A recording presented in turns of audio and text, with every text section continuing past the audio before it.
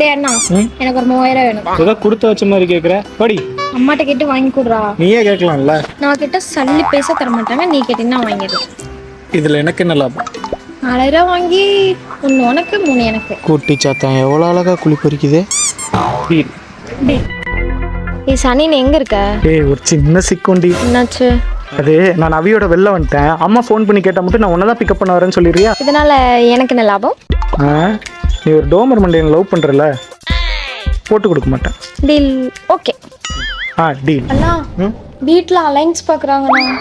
கட்டிக்கோ, அதுக்கு என்ன போ.